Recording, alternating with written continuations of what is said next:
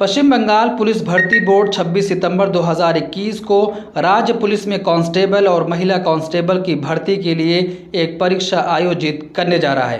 Board ने 6 सितंबर को इस परीक्षा के लिए आवेदन पत्र भी जारी कर दिए हैं, लेकिन इस परीक्षा के लिए 30,000 से अधिक छात्रों के आवेदन पत्र जारी नहीं किए गए हैं। उन्होंने इसका कारण ये बताया है कि आपने फॉर्म जमा करते समय कुछ गलतियाँ की हैं। जिन 30,000 छात्रों के आवेदन पत्र जारी नहीं हुए हैं, उनमें 1,000 से अधिक मुस्लिम लड़कियां शामिल हैं, क्योंकि उन लोगों ने फॉर्म भरते समय जो तस्वीरें अपलोड की थीं, उनमें हेड स्कार्फ हिजाब पहने हुए वो दिखाई दे रही हैं। WBPRB की गाइडलाइंस में कहा गया है कि फ़ोटो में किसी भी तरह से आवेदकों के चेहरे को कवर नहीं किया जाना चाहिए। दिशा निर्देश में यह भी कहा गया है कि आवेदकों को सलाह दी जाती है कि वे फोटोग्राफ और हस्ताक्षर के स्थान पर और दूसरी कोई भी तस्वीर अपलोड ना करें। चेहरा से ढकने वाला फोटोग्राफ, आंखों को ढकने वाले धूप के चश्मे को स्वीकार नहीं किया जाएगा। जांच के दौरान ग्रुपीज या सेल्फी से क्रॉप किए गए फोटोग्राफ की भी इजाज़त नहीं दी जाएगी। क्लेरियन इंडिया में छपी खबर के मुताबिक कुछ मुस्लिम लड़कियों के आवेदन खारिज कर दिए गए हैं। उन लड़कियों का कहना है कि हिजाब पहनना उनका संवैधानिक अधिकार है। उनमें से एक सोना मोनी खातून ने कहा कि मैंने कई प्रतियोगी परीक्षाओं के लिए हिजाब पहने हुए अपनी तस्वीर का इस्तेमाल किया है, इसे कहीं खारिज नहीं किया गया। पुलिस भर्ती बोर्ड मुझे मेरे धार्मिक अधिकारों से वंचित कर रहा है। मुर्शिदाबाद की सुमैया यास्मीन ने कहा कि बोर्ड उनके आवेदन को कैसे खारिज कर सकता है, जबकि भारत का संविधान मुझे अपने धर्म का पालन करने की आज़ादी देता है। तोहिना खातून ने महिला टाइम्स से बात करते हुए कहा कि बोर्ड उनके आवेदन को कैसे खारिज कर सकता है, जबकि भारत में रहने वाले हर नागरिक को संविधान यह अधिकार देता है कि वो अपने धर्म का पालन करें और उसके मुताबिक अपनी ज़िंदगी गुजारें।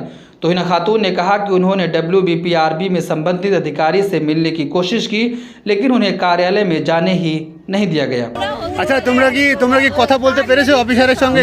না কোনো কথা বলছে না, দূর করে তাড়িয়ে দিচ্ছে। অফিসাররা কি বলছে? অ্যারেস্ট করব যদি বেশি কথা বলো। না আমার ঠিকানা দিয়ে অ্যারেস্ট করতে চাইছে। আমাদের তো সামান্য বসতে দেবে না বলছে, মাথার ঘোমটা সামান্য ঘোমটার জন্য আমাদের এই ক্যান্সেল হয়েছে। আমরা যে এই 8-9 মাস যে কষ্ট করে আমরা পড়াশুনো করেছি বা আমরা রান কমপ্লিট করেছি চাকরির জন্য, তো ওনারা তো চাকরি করেন, ওরা আমাদের কষ্ট বুঝবেন কিভাবে? তাহলে আজকে আমাদের গেট থেকে তাড়িয়ে এই পর্যন্ত নিয়ে এসেছে, প্লাস বলছে যে অ্যারেস্ট করবো আর জীবনে চাকরির মুখ তোমরা দেখতে পাবে না। আসসালামু আলাইকুম প্রত্যেককে, আমি তুহিনা খাতুন। আমি এসেছি এখানে, অ্যাডমিট কার্ড আমার রিজেক্ট হয়েছে।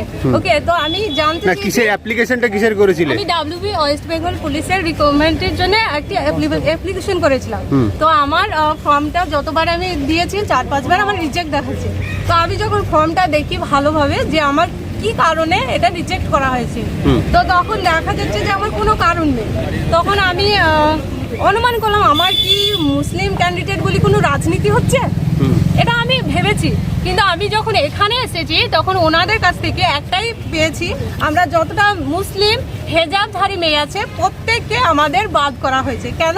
কারণ হেজাবের জন্য কোনো কভার পরা যাবে না। তো আমাদেরকে বোর্ড এটা লিখে দেয় যে মুসলিম ক্যান্ডিডেট এই পুলিশ এদিকে আসতে পারবে না কনস্টেবলে। তাহলে তো আমি SIR করেছি, ওখানেও তো আসতে পারবো না। তাহলে আমাদেরকে বলুক যে মুসলিম ক্যান্ডিডেট যারা হেজাব পরবে তারা চলবে না, যারা হেজাব ছাড়া যারা উচ্ছৃঙ্খলভাবে চলবে তাদের পাবে। তো আমরা এর জন্য কি করব? আমরা আমাদের অধিকার যদি বলে এখানে ধর্মীয়, আমাকে একটা স্যার বললেন এখানে তোমাদের কোনো সংবিধানে নেই। আমি সংবিধানের আর্টিকেল বলে দিচ্ছি 25 থেকে 28 আর্টিকেল ধর্ম স্বাধীনতার অধিকার, যেখানে প্রত্যেকের স্বাধীনতার অধিকার আছে।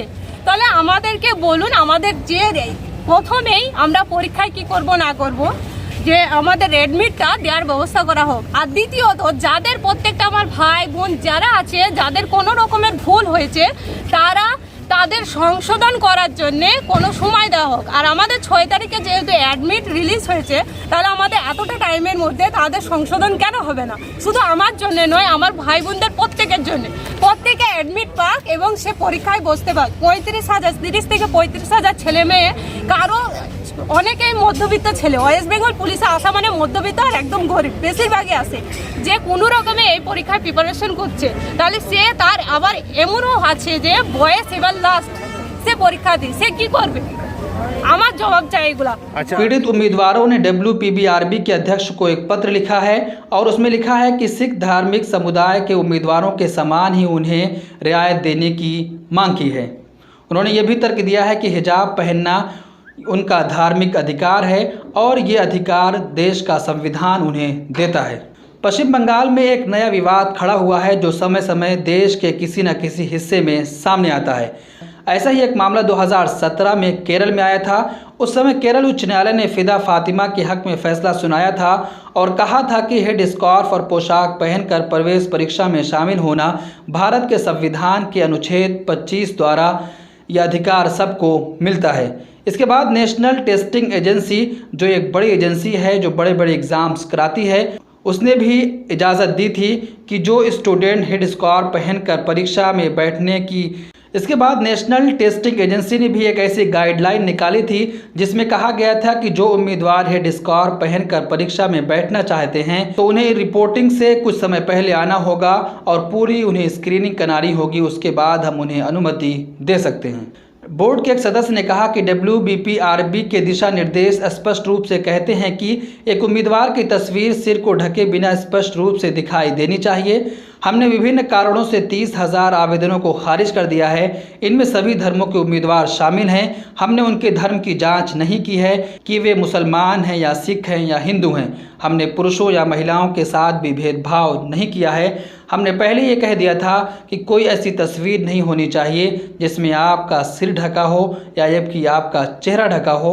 अगर ऐसा आप करते हैं तो आपका आवेदन खारिज कर दिया जाएगा। ब्यूरो रिपोर्ट, मिल्लत टाइम्स। मिल्लत टाइम्स को आपकी ज़रूरत है। हमारी आप माली मदद करें। हर महीने सिर्फ 100 रुपये और 1 साल के लिए एक साथ सिर्फ 1000 रुपये। रकम भेजने के लिए यहाँ दिए गए फ़ोन पे, गूगल पे और पेटीएम नंबर का इस्तेमाल कर सकते हैं।